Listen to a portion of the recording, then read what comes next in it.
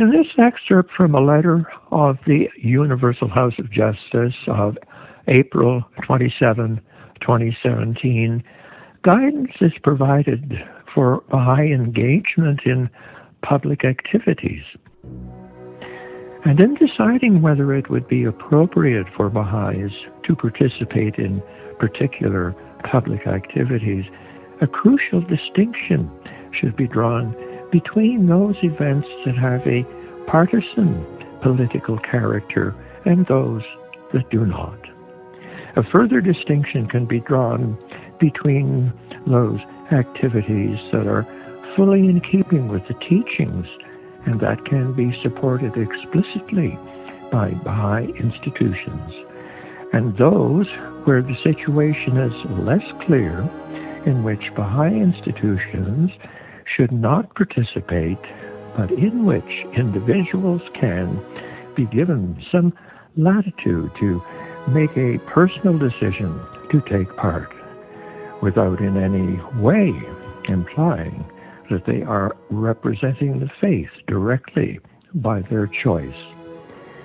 If a believer harbors any doubt as to the appropriateness of involvement with a particular event or approach, guidance should be sought from the National Spiritual Assembly, which is in the best position to evaluate the specific circumstances and is responsible for making the final determination on such questions. Beyond this clarification of basic principles, there are other important considerations. Too often, political goals, even when pursued in the name of justice, are a chimera for the fundamental partisanship in contemporary political life means. Policies are often implemented without building consensus, and consequently seeds of discontent and continuing political struggle are sown. Conflict and contention ultimately yield more conflict and contention. Eliminating social problems rather than merely ameliorating them to an extent requires unity of thought, as well as action, an open heart, as well as an open hand, conditions which Baha'u'llah's revelation is intended to bring about. For many decades following the Second Great War of the 20th century, humanity moved with fits and starts towards the promise of a united world. The failure to complete the project of the unification of nations, however, left gaps in relations in which supranational problems could fester and threaten the security and well-being of peoples and states, leading to a recrudescence of prejudice, of diverse expressions of factionalism, and of the virulent nationalism that are the very negation of Baha'u'llah's message of peace and oneness.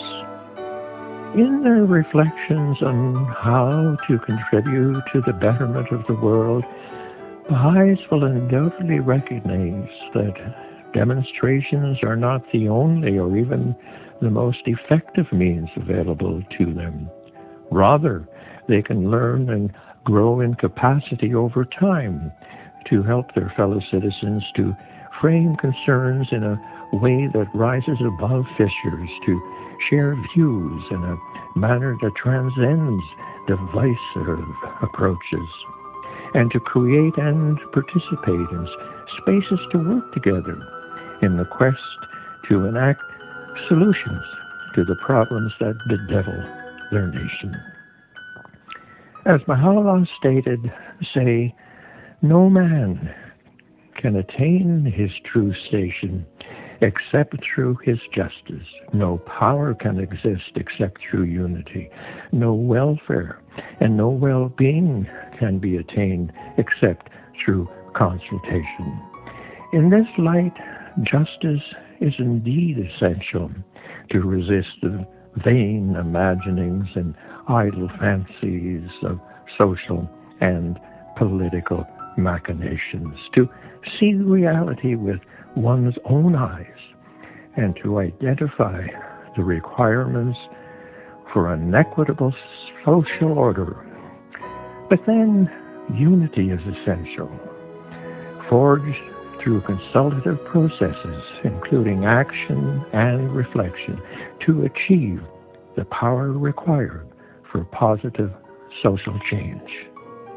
Unfortunately, sometimes when approaching such important and deeply felt matters, the friends can create dichotomies where none exist. Thus, for example, it is contended that one must choose between either non-involvement in politics or social action, either teaching the faith or involvement with society, either the institute process and the community building activities it fosters, or a program for race unity, and so on.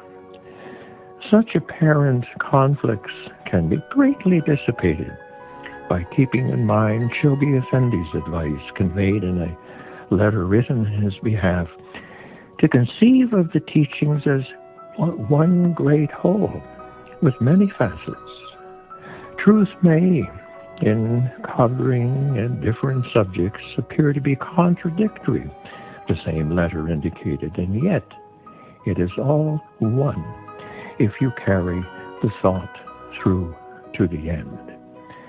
A careful reading of the Baha'i writings and the guidance of the House of Justice can clarify how two matters that appear to be in tension with one another are coherent once the concepts and principles that connect them are understood. Particular circumstances in a locality, timelines, and the periodic need for focus also have a bearing on such issues. As the learning process that is proven to be so effective in the expansion and consolidation work worldwide is increasingly employed in all endeavors, the capacity of individuals, communities, and institutions to apply Baha'u'llah's healing remedy to achieve profound and lasting change will become ever more pronounced, assisting the nation along the path of its destiny.